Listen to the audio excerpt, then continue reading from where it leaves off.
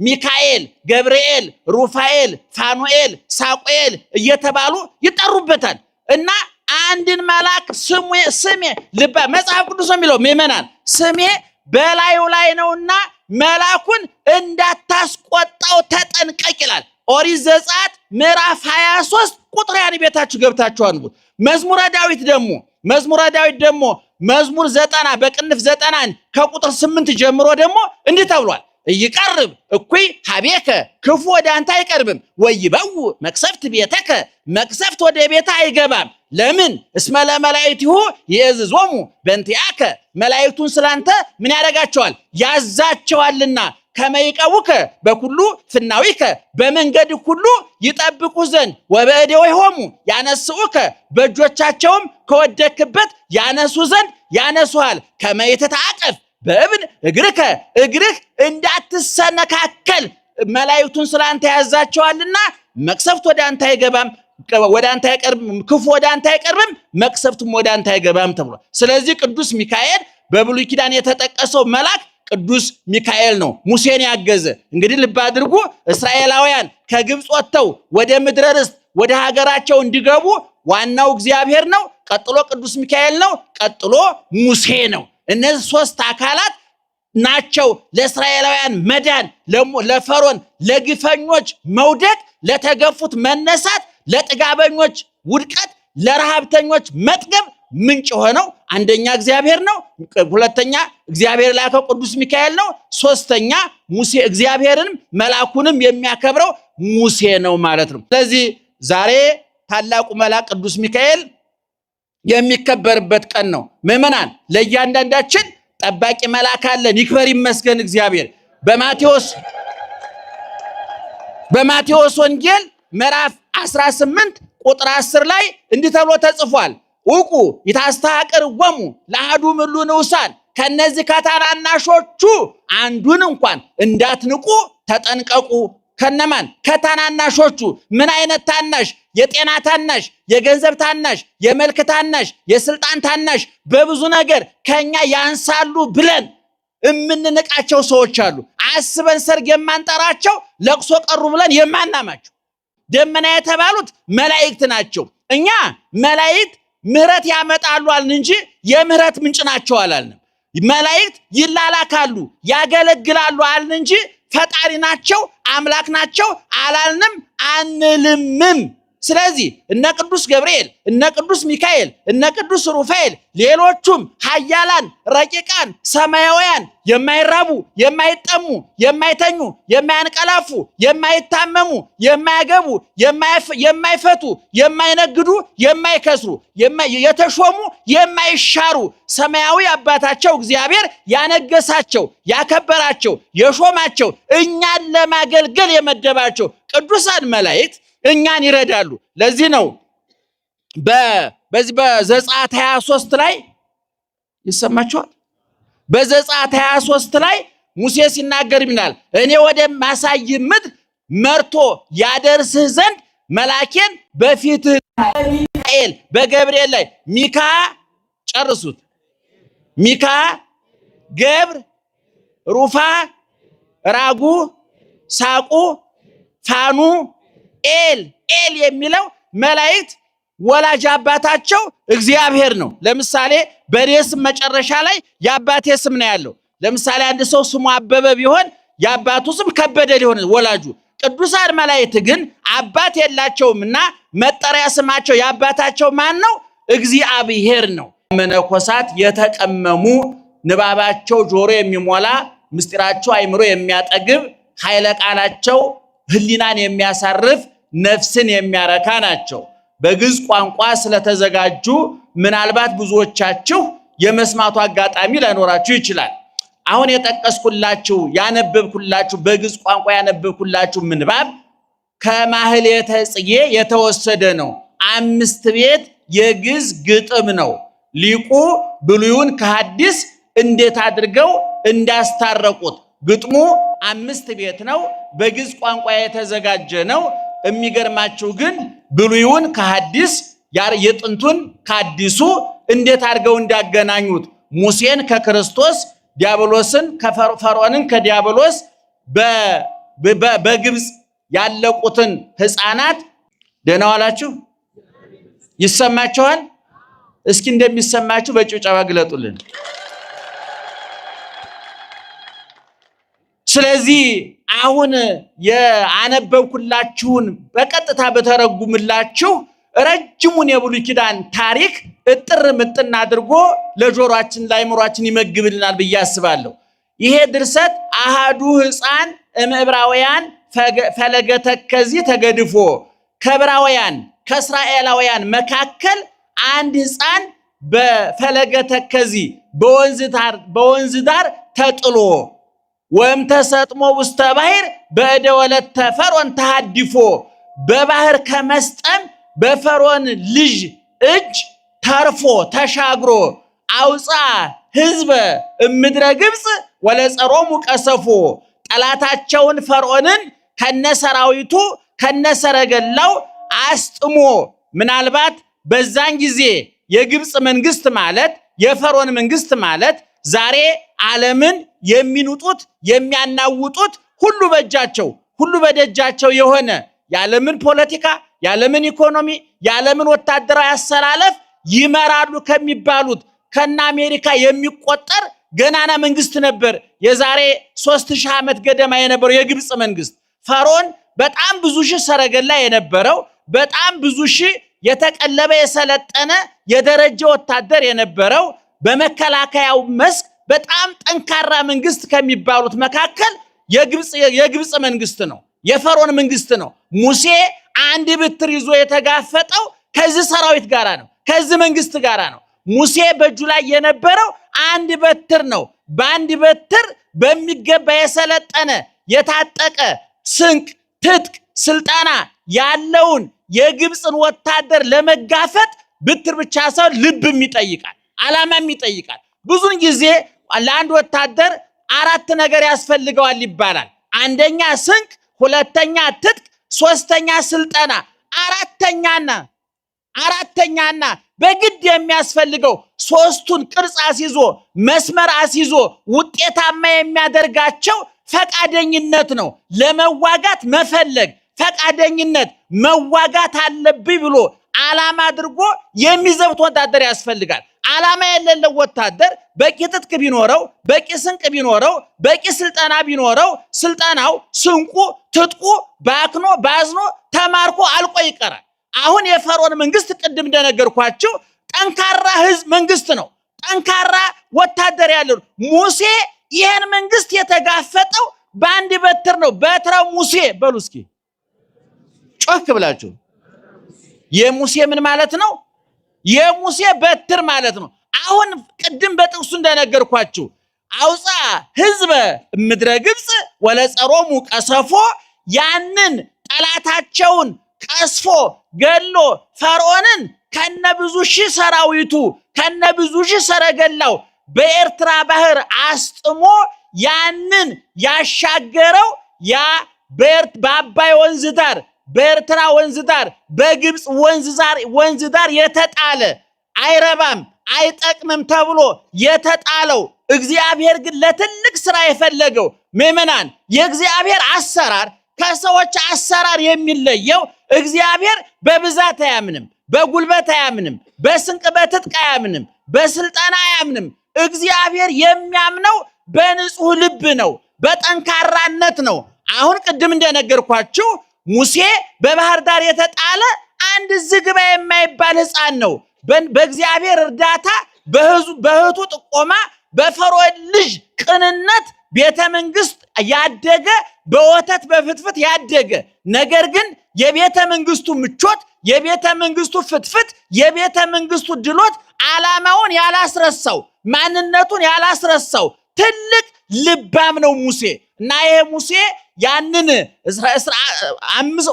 215 ዓመት የተረገጠ የተቀጠቀጠ የተሰቃየ ያነባ ያለቀሰ የጮኸ ህዝብ በመከራ የማቀቀ የተሰቃየ የሚገርማችሁ የመከራውን ጽናት ለማሳየት እስራኤላውያን በግብፅ የደረሰባቸው መከራ ለማሳየት ኖራ እያቦኩ ሲሚንቶ እያቦኩ ጡብ እየቀጠቀጡ ይሰሩ ነበር።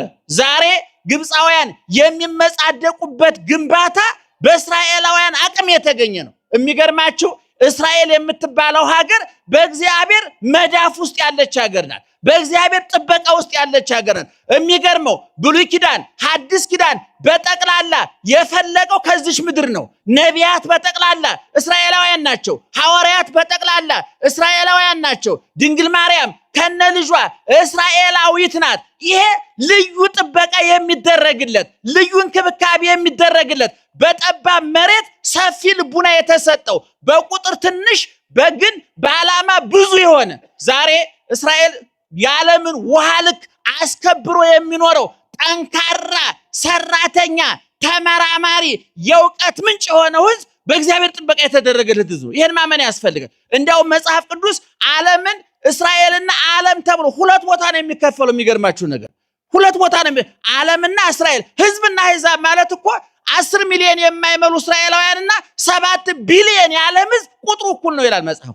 ስለዚህ ይህ ሕዝብ በግብፅ ተረግጦ ተጨቁኖ አንብቶ ተሰቃይቶ ልጅ ሲወልዱ እናቶች ነፍሰ ጡሮቹ መሬት ጭቃ ሲረግጡ ምጣቸው ሲመጣ እዚያው ከጭቃው ጋራ ልጆቻቸው እርገጡ ተብሎ የተፈረደባቸው ህዝቦች ናቸው። ይህን ህዝብ ለማውጣት ነው ሙሴ የተላከው። ሙሴ ሲላክ በጉልበቱ በቁመቱ በጡንቻው በደረሱ ስፋት በጡንቻው ጥንካሬ የተመረጠ አይደለም። እግዚአብሔር ባልባሌ ነገር ትልቅ ስራ መስራት ይችላል። በተናቀ ነገር ትልቅ ስራ መስራት ይችላል። እግዚአብሔር በተናቀው እንጨት እኮ ተሰቅሎ ዓለምን አድኗል። በአህያ ተቀምጦ ቤተ መቅደስ ገብቷል። ከድሆቹ መንደር መርጦ ከድንግል ማርያም ተወልዷል።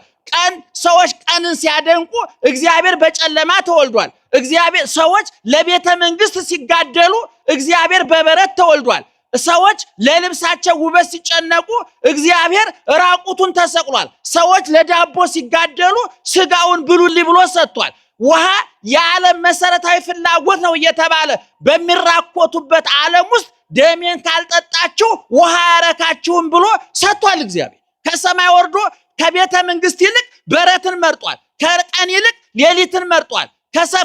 ከሰረገላ ይልቅ አህያን መርጧል። ከሀብታሞቹ ልጆች ይልቅ ድሃዋን መርጦ ከድሃዋ ተወልዶ እኛን የነፍስ ባለጸጎች አድርጎናል። ደህና አደራችሁ?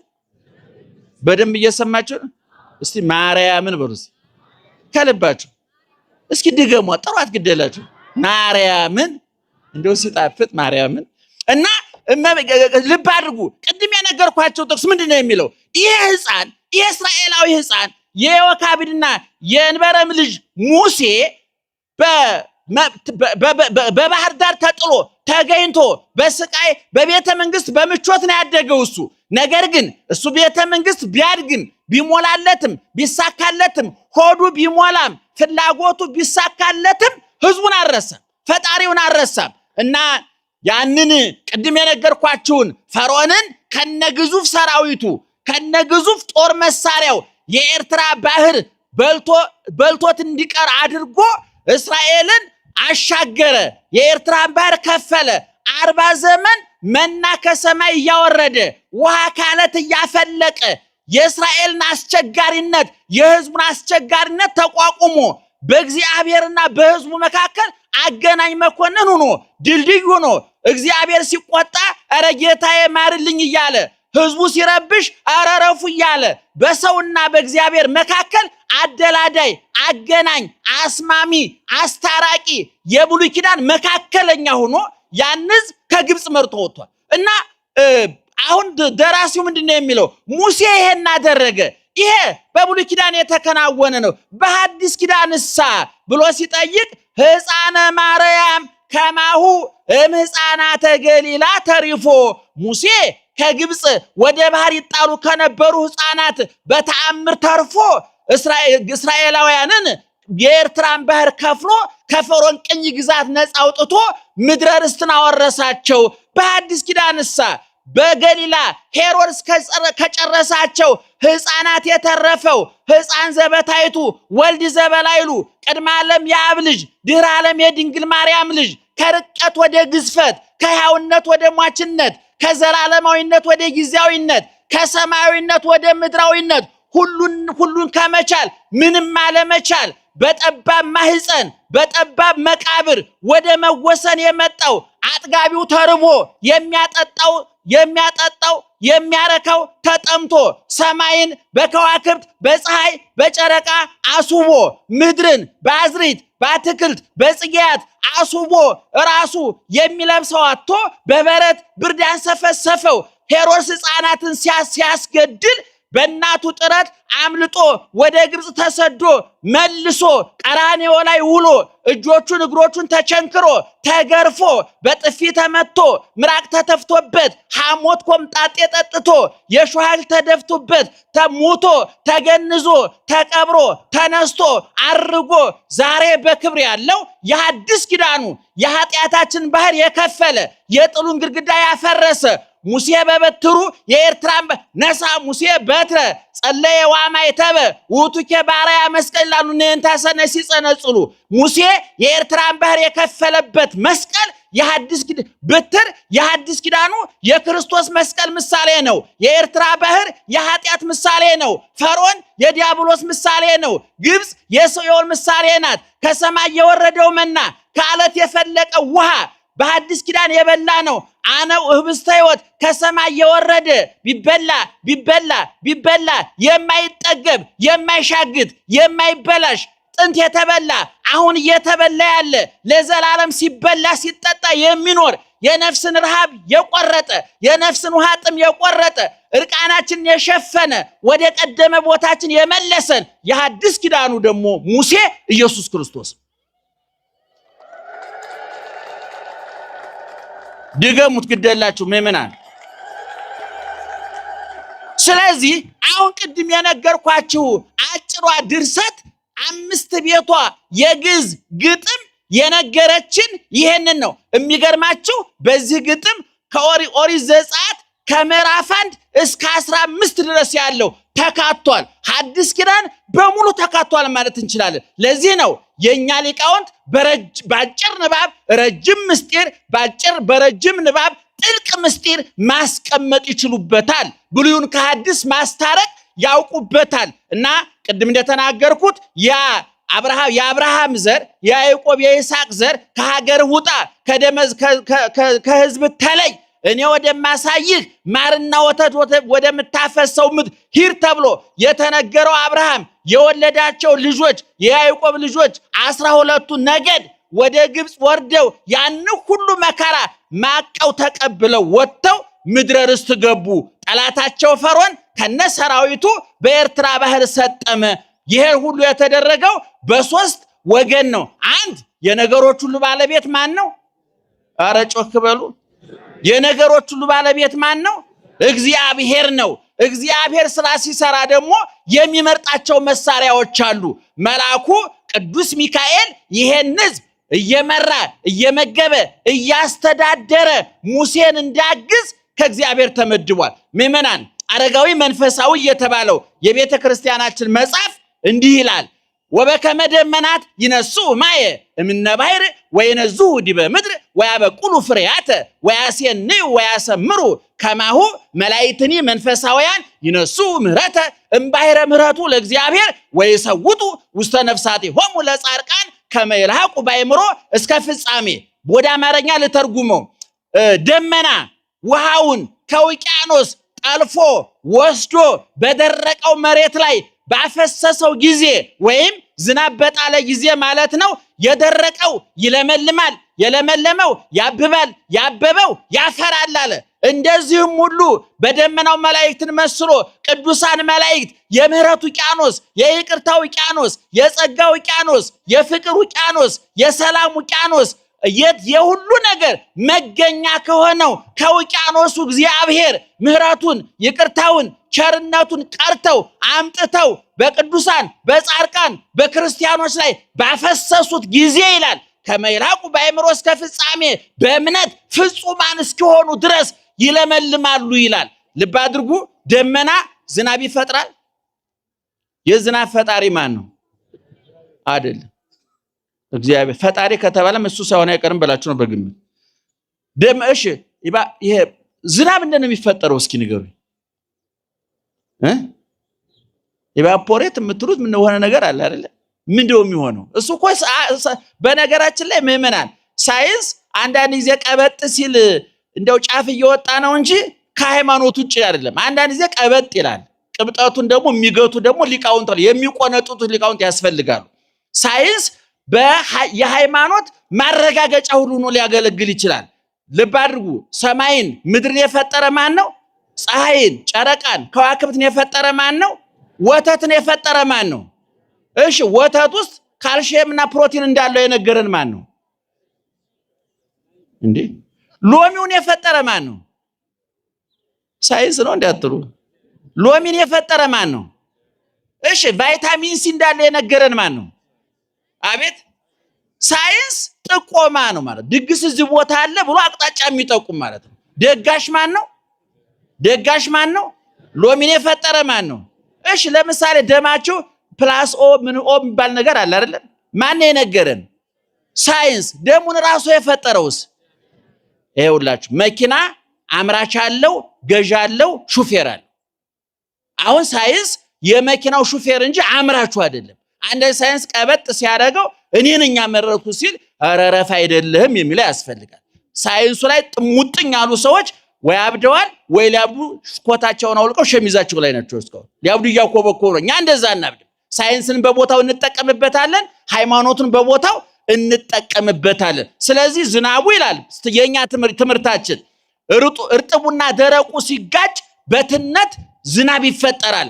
ያ ዝናብ የሚፈጠረው ግን ደመና አለ። ደመናው ከውቅያኖስ ውሃውን ጠልፎ ያመጣዋል። ያ ከውቅያኖስ የጠለፈውን የተጫነው የሚገርማችሁ ነገር ውሃውን ከውቅያኖስ እየቀዱ ደመናው ላይ የሚጭኑ መገብተ ማያት መላእክት አሉ። ደመናውን ደግሞ የሚሾፍሩ ደግሞ በዚህ ሂድ በዚያ ሂድ እያሉ ደግሞ የሚያዙ የተመደቡ መገብተ ደመናት መላእክት ደግሞ አሉ። መገብተ መባረክት፣ መገብተ ከዋክብት ደመናት መላእክት አሉ። ማን የመደባቸው? እግዚአብሔር ነው የመደባቸው። እና ይሄ ደመናው በከውቅያኖስ ውሃውን ይጫንና ያመጣና በዚህ ላይ በደረቀው መሬት ላይ ያዘንበዋል። ኤጲፋኔዎስ የሚባል ሊቅ በብሉይ ኪዳን ኢዮብም ተናግሮታል። እይሰጠጥ ደመናሁ ይላል። የሚገርማችሁ አሁን ደመናው በነገራችን ላይ ዝናብ የያዘ ደመናና ያልያዘ ደመና በምን ይታወቃል? አይናሞች ኧረ አይናሞች በምን ይታወቃል? ሲንገረኛል ንገሩኝ። አንድ ደመና ይሄ ደመና ዝናብ ይዟል አልያዘም የሚል በምን ታውቁታላችሁ? ይጠቁራል።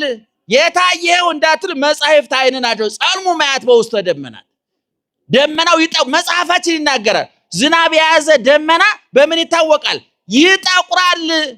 የተማረ ሰው አይንቀዥ። ይሄ ዝናብ የያዘው ደመና አይንቀዥቀዥ። የሚገርማችኋል ይሄ ዝናብ ያላዘውን ደመና ነፋስ ጠርጎ ያጠፋዋል። ስለዚህ አሁን ሊቁ ያለው ምንድነው? ደመናው ውሃውን ከውቅያኖስ ያመጣና በምድር ላይ ያፈሰዋል አለ። ውቅያኖስ የተባለው በምሳሌ እግዚአብሔር ነው።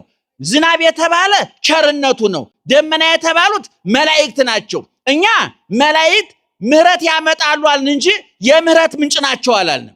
መላእክት ይላላካሉ ያገለግላሉ አልን እንጂ ፈጣሪ ናቸው አምላክ ናቸው አላልንም አንልምም። ስለዚህ እነ ቅዱስ ገብርኤል እነ ቅዱስ ሚካኤል እነ ቅዱስ ሩፋኤል ሌሎቹም ኃያላን ረቂቃን ሰማያውያን የማይራቡ የማይጠሙ የማይተኙ የማያንቀላፉ የማይታመሙ የማያገቡ የማይፈቱ የማይነግዱ የማይከስሩ የተሾሙ የማይሻሩ ሰማያዊ አባታቸው እግዚአብሔር ያነገሳቸው ያከበራቸው የሾማቸው እኛን ለማገልገል የመደባቸው ቅዱሳን መላእክት እኛን ይረዳሉ። ለዚህ ነው በዚህ በዘጸአት 23 ላይ ይሰማችኋል። በዘጸአት 23 ላይ ሙሴ ሲናገር ይላል እኔ ወደ ማሳይ ምድር መርቶ ያደርስህ ዘንድ መላኬን በፊትህ አለው ይላል። ስሜና እንዳታስቆጣው ተጠንቀቅ ይላል። ስሜ ማን ነው? እግዚአብሔር። በማለቱ ስሙ ያለው በሚካኤል በገብርኤል ላይ ሚካ ጨርሱት።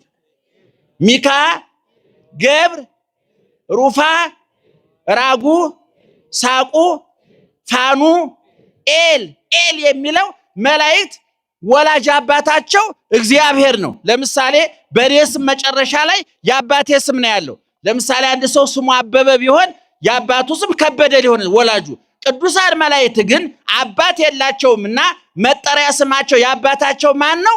እግዚአብሔር ነው። ሚካኤል፣ ገብርኤል፣ ሩፋኤል፣ ፋኑኤል፣ ሳቁኤል እየተባሉ ይጠሩበታል። እና አንድን መልአክ ስሜ ልባ መጽሐፍ ቅዱስ የሚለው ምእመናን ስሜ በላዩ ላይ ነውና መልአኩን እንዳታስቆጣው ተጠንቀቅ ይላል። ኦሪት ዘጸአት ምዕራፍ 23 ቁጥር ያን ቤታችሁ ገብታችሁ አንብቡ። መዝሙረ ዳዊት ደግሞ መዝሙር 90 በቅንፍ 90 ከቁጥር 8 ጀምሮ ደግሞ እንዲህ ተብሏል። ይቀርብ እኩይ ሀቤከ ክፉ ወደ አንተ አይቀርብም፣ ወይበው መቅሰፍት ቤተከ መቅሰፍት ወደ ቤተ አይገባም። ለምን? እስመ ለመላእክቲሁ ይእዝዞሙ በእንቲአከ መላእክቱን ስላንተ ምን ያደርጋቸዋል? ያዛቸዋልና።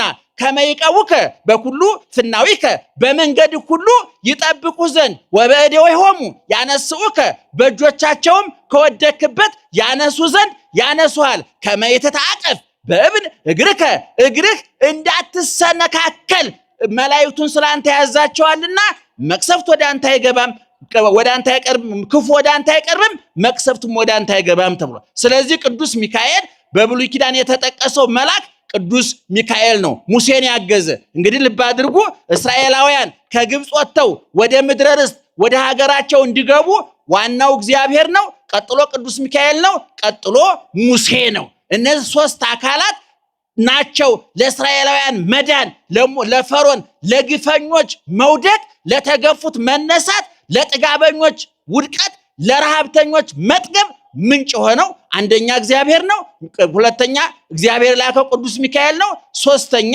ሙሴ እግዚአብሔርንም መልአኩንም የሚያከብረው ሙሴ ነው ማለት ነው። ስለዚህ የዛሬው በዓል ግፍ የት እንደሚያደርስ የታየበት በዓል ነው። ትዕቢተኞች ከበሉ የማይረባቸው የሚመስላቸው፣ ከተሾሙ የማይሻሩ የሚመስላቸው፣ ካገኙ የማያጡ የሚመስላቸው፣ ጤንነት በበሽታ ረሃብ በጥጋብ በረሃብ ጤንነት በበሽታ ሹመት በሽረት እንደሚተካ የማያውቁ ከፍ ብለው ወደ መሬት መውደቅ እንደሌለ ለሚሰማቸው በዓለም ዙሪያ ላሉ በየንግዱ በየፖለቲካው በየሃይማኖቱ በየትዳሩ ያሉ ሆድ ሰጥቶ ጭንቅላት የነሳቸው ኪሳቸው በገንዘብ ሞልቶ ነፍሳቸው ከቁም ነገር የተራቆተች እንደ ሰው ተፈጥረው እንደ እንስሳት የሚኖሩ ከዚህ በፊት ተናግሬዋለሁ። ሊቁ ሲናገር ሰው ሲበላሽ አመጋገቡን ከእንስሳ ጠባዩን ከአራዊት ስዕሉን ከእግዚአብሔር ይወስድና ሲም ካርድ የሌለው ቀፎ ይሆናል ይላል።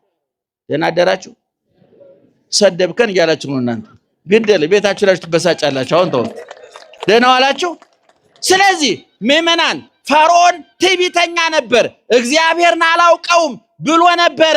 ያ አላውቅም ያለው ፈርዖን ዛሬ የለም፣ አላውቀውም የተባለው እግዚአብሔር ዛሬም አለ።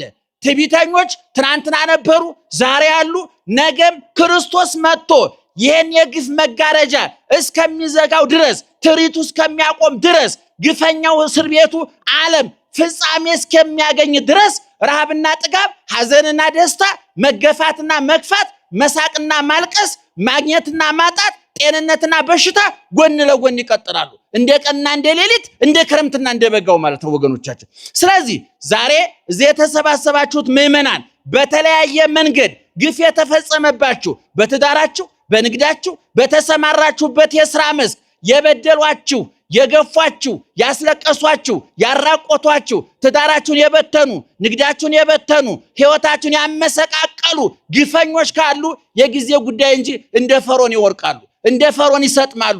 ባህሩ ዛሬም አለ። ሙሴ ስለዚህ ዛሬ የመግባባት የመደማመጡ ጉዳይ እየደከመ ሄዶ በየሰፈሩ የሚሰራውን ግፍ እግዚአብሔር የሚያውቃል፣ እኛም እናውቃለን፣ ሰይጣንም ያውቃል፣ አስፈጻሚ ስለሆነ የጉዳዩ ባለቤት ስለሆነ። ስለዚህ ወገኖቻችን ታሪክ ስትሰሙ እኔ የት ነኝ ብላችሁ በሙሴ ሚዛን ራሳችሁን መዝኑ፣ በእስራኤላውያን ሚዛን ራሳችሁን መዝኑ። ገፊ ነኝ፣ ተገፊ ነኝ፣ አልቃሽ ነኝ፣ አስለቃሽ ነኝ፣ ደብዳቤ ነኝ ተደብዳቤ ነኝ፣ አፈናቃይ ነኝ ተፈናቃይ ነኝ፣ አሰዳጅ ነኝ ተሰዳጅ ነኝ ብላችሁ ራሳችሁ መድቡ።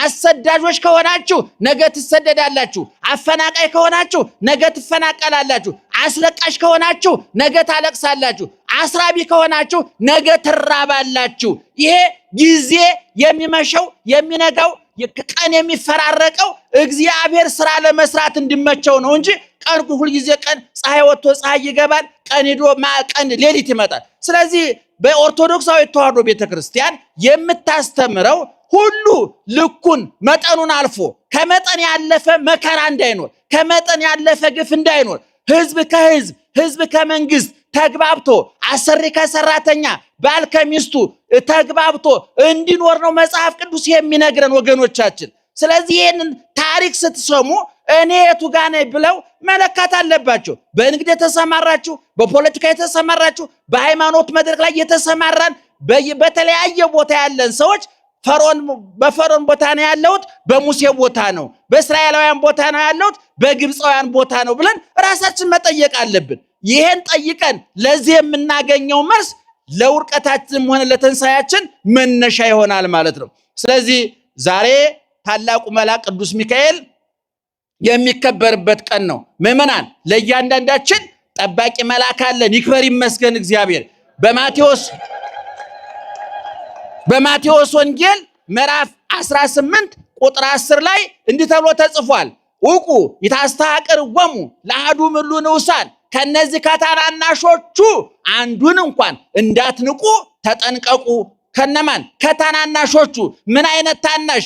የጤና ታናሽ፣ የገንዘብ ታናሽ፣ የመልክ ታናሽ፣ የስልጣን ታናሽ፣ በብዙ ነገር ከኛ ያንሳሉ ብለን እምንንቃቸው ሰዎች አሉ። አስበን ሰርግ የማንጠራቸው፣ ለቅሶ ቀሩ ብለን የማናማቸው። ደህና ዋላችሁ። አስባችሁ ሰርግ የምትጠሩ ሰው አለ አይደለ? ጥሩ መኪና ያለው መቶም ደግሞ የነገር ጣል ያደርጋል የሚባል ሰው የጥሪ ወረቀቱ አስቀድሞ ነው የሚደርሰው። አንዳንድ ደግሞ አለ ቢመጣም ጥሩ ነው፣ ኧረ ቢቀርም ጥሩ ነው፣ ቢመጣ ይበላል እንጂ አይሰጥ ብለን የናቅናቸው ሰዎች አሉ። ለቅሷችሁም ላይ እንደው ለቅሶ መቅረቱ የሚያንገበግባችሁ ሰው አለ። አንዳንዱ ደግሞ እባክህ እንኳን ቀረ ቢመጣም ምን ይሰራ የምንላቸው ሰዎች አሉ። አስበን ሰርግ የማንጠራቸው፣ ለቅሶ ቀሩ ብለን የማናማቸው ተራ የሚባሉ ሰዎች አሉ። ትኩረት የማንሰጣቸው፣ በመልከኛ ያነሱ፣ በጤና ከኛ ያነሱ፣ በጎሳቸው ከኛ ያንሳሉ ብለን የምንገምታቸው ሰዎች አሉ። እነዚህን ሰዎች እንዳትንቁ አለ ጌታ በማቴዎስ ወንጌል ላይ። ተጠንቀቁ። ለምን? እብለክሙ ከመ መላእክቲሆሙ ወትረ ይሬኡ ላዌ ገጾ ላዌ ዘበሰማያት። መልአኮቻቸው ይላል። የነማን መልአክ? የነማን? የትንንሾቹ፣ እናንተ የናቃችኋቸው፣ ያጠቃችኋቸው፣ ትኩረት የነፈጋችኋቸው ሰዎች መላእክቶቻቸው፣ መልአኮቻቸው በሰማይ የአባቴን ፊት ያያሉና። ፊት ነሳው ማለት ነው ማለት ነው። ከፍትፍቱ በሉ እስቲ እናቶቻችን፣ ከፍትፍቱ ፊቱ። እና እንግዲህ እንኳን አይነ ስውር ነኝ፣ ግልግል ነው። ፊቱን እንደማናርጉ ቢያቀርብም ችግር የለብኝም። ግን አይን ያላችሁ ሰዎች አንዳንድ ሰው ምግብ እያቀረበ ፊቱ ጭፍግግ ያለ ልትበላብኝ ነው የሚል ሰው አለ። ፊቱ ላይ ፊቱም ይናገራል። ልትበላው ነው አይደለም? አቤት ይሄን ወጥ ጨርሰው ነው የእንጀራ እሺ ብላ እስኪ የሚል አፉ ብላ የሚል ፊቱ ግን አቁም የሚል ሰው አለ አይደለም? የመቼም ሳይኮሎጂስቶችም ጽፈውታል። የኔ መጽሐፍ ላይ ነው ያገኘው። አንዳንድ ሰው ደግሞ እጁ ላይ ሽሮ ይዞ ፊቱ ላይ ክትፎ የሚከተፍ ሰው አለ። ቁርጥ ፊቱ ላይ የሚነበብበት። አረ ብላለኝ፣ አረ አፈር ሰውን። በተለይ እናቶቻችሁ ታውቃላችሁ አይደል? አፈር እኔ በጣም ነው ደስ የሚል አፈር ሰውን በማርያም እንዴት እንደምደሰት ይገርማችሁ። አንዳንድ ሰው ትንሽ አትበላም ነበር?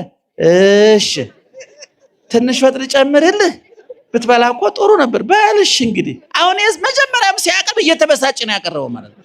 አያችሁ፣ መላእክት በሰማይ የማንን ፊት ያሉ አለ? የእግዚአብሔርን ፊት ያሉ። ቅዱስ ገብርኤል ወደ ዘካርያስ ተልኮ ሲመጣ አንተ ማነህ ሲባል ምን አለ? አነ ውእቱ ገብርኤል ዘእቀውም ቅድመ እግዚአብሔር። በእግዚአብሔር ፊት የሚቆሙ ማነኝ አለ? ገብርኤል ነኝ። በማን ፊት የሚቆመው? ፊቱን የእግዚአብሔር ፊቱን ያላዞረበት ዲያብሎስ በእግዚአብሔር ፊት ፊቱን አዙሮበታል። ክፉ ሰዎች በእግዚአብሔር ፊት አይቆሙም። ፊታቸው አያችሁ፣ ቅዱስ ሚካኤል ቅዱስ ገብርኤል በማን ፊት ነው የሚቆሙት? በእግዚአብሔር ፊት ይቆማሉ።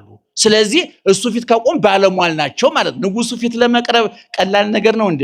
ድሮ በጎጃም ራስ ኃይሉ የሚባሉ ትልቅ ገዥ ነበሩ ይባላል እና አንድ ባለሟል ነበራቸውና ባለሟላቸውን እንደው ምን ላድርግልህ አሉት አሉ። አይ ጌቶች ምንም አያደርጉልኝም፣ ለችሎት ሲቀመጡ መሳፍንቱ መኳንንቱ ዙሪያዎትን ከበው ህዝቡ እርሶን ሲያይ ይጥሩና ምንም ደህና ዋልክ ይበሉ በጆሮዬ ይበቃኛል ይሄ አላቸው አሉ። እሳቸው በደንብ አላስተዋሉትም። ሰውየው ጥቅሙን አስልቶ ነው። እንዴማ ቀላል አይደለም ወይ? እኔ ጋሻ መሬት ስጠኝ ትለኛለህ፣ ስልጣን ስጠኝ ትለኛለህ ብዬ ነው እኔ ምን ቸገረኛልና ተሰብስበው መሳፍንቱ መኳንንቱ ዙሪያቸውን ከቦ ህዝቡ እሳቸውን ሲያይ ጠሩና ደህና ዋልክ ምንድነው ያሉት? ደህና እየሳቀ ሄደ። ከዛ በኋላ ያ ሁሉ መሳፍንት መኳንንት ለካ የእሳቸው አማካሪ ነው ብሎ ቅቤው እየተጫነ ማሩ እየተጫነ ጤፉ እየተጫነ አያችሁ። ብልጥ ሰው እንድነው የሚያደርገው። አንዳንድ ሰው አላረቅ ከባስ አያቆም እኮ ሰውየው ይገርማችኋል። ፎቶውን እያሳየ እንደ ስንት የምናውቀው መረጃ አለ። ከባለስልጣን ጋር ፎቶ ተነስቶ አውቃቸዋለሁ ብሎ በስማቸው ያስደነገጠ ሰው አለ። አያችሁ። ሲሻር ደግሞ ይቀደዋል። ምን ችግር አለ? ባለስልጣን ሲሻር ፎቶአቸው ይቀደዳል አይደል? ታውቃላችሁ። ያፈቀርን ሰሞን እኮ የፍቅረኛችን ፎቶ እኮ እንደ ስለ ማርያም ምናይ ነበር አይደል? ስንጣላስ ወጭቅጭቅጭቅ አድርገን ሰውየውን መግደል ፍርድ ቤት ስለሚያስቀርና ስለሚያሳስር ፎቶዋን ትቀደዋለህ። አያችሁ። እነ ቅዱስ ሚካኤል እግዚአብሔር ወዳቸዋለሁ ያላቸው ናቸው፣ ሹክ ያላቸው ናቸው። ለዚህ ነው ጠብር ግፍ ብለን እረ ለምኑልን፣ እረ ንገሩልን፣ ወርቀናል፣ አንሱን፣ ረክሰናል፣ ቅዱስን ቆሽሸናል፣ እጠቡን፣ ጠፍተናል፣ ፈልጉን፣ ለጌታችሁ ንገሩልን፣ ከኛ ይልቅ እናንተ ትቀርቡታላችሁ ያልነው እና ምእመናን ኦርቶዶክሳዊ ተዋሕዶ ቤተክርስቲያን እናታችሁ መጻሕፍትን አንብባ ተርጉማ አመስጥራ የምትኖር እንጂ እንደ ልቧ የምትኖር ትዝ ያላትን የምታወራ ቤተክርስቲያን አለች። ሁሉ ጊዜ እናገረ ተሰርታ የተጠናቀቀች የእውቀት ቤተክርስቲያን፣ የእምነት ቤተክርስቲያን፣ የሞራል የስነ ምግባር ቤተክርስቲያን ናት። ንጉሱን ከነሰራዊቱ የምታከብር፣ ዳቦውን ከነመሶቡ የምታከብር። ዳቦ ክርስቶስ ከሰማይ የወረደ እንጀራ ነው። ይሄ ዳቦ የተጋገረባት ምጣድ መሶብ ደግሞ ድንግል ማርያም ናት። ደመናው ድንግል ማርያም ናት። ዝናቡ ክርስቶስ ነው። አበባ ድንግል ማርያም ናት። ፍሬ ክርስቶስ ነው። ግንዱ ክርስቶስ ነው። ቅርንጫፎቹ ሐዋርያት ናቸው። እነ ቅዱስ ሚካኤል ናቸው። እኔ የወይን ግንድ ነኝ አለና እናንተ ምንድናችሁ አለ? ቅርንጫፍ ናችሁ አለ። ቅርንጫፍ ተቆርጦ ሲወጥ ምን ይባላል? ጭራሮ ይባላል። ጭራሮ ይነዳል፣ አመድ ይሆናል። እነ ይሁዳ፣ እነ ንስጥሮስ፣ እነ መቅዶኒዎስ፣ እነ አርዮስ ደህናው ረዘመ ነገር